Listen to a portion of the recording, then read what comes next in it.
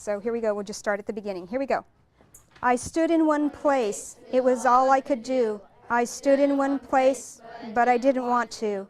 I saw them approaching from a mile away. My eyes, how they filled as I stood in dismay. The poem is called I Stood, and it's one person's perspective of the 9/11 terrorist attacks 12 years ago Wednesday.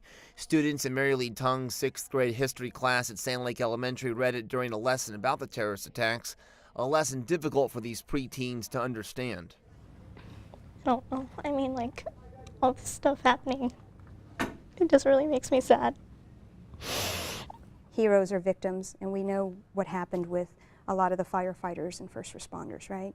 Rachel Derrico wasn't born until after 9/11, but the events that rocked our nation that day still affect her.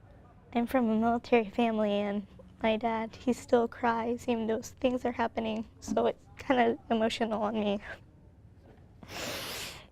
All these wars, I wish they would just stop and everybody gets along.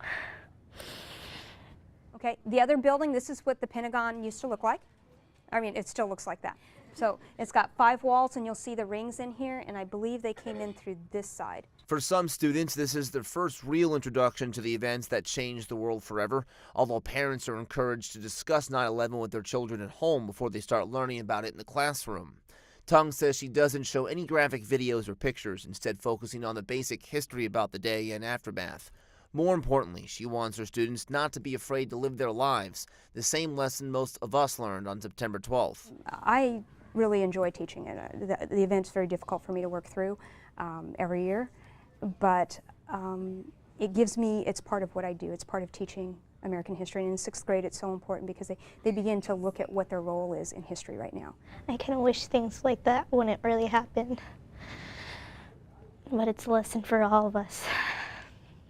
My torch we shall light, we shall let our light shine, and we shall defend the belief that we sought to define. A lesson that brings a whole new meaning to the term never forget.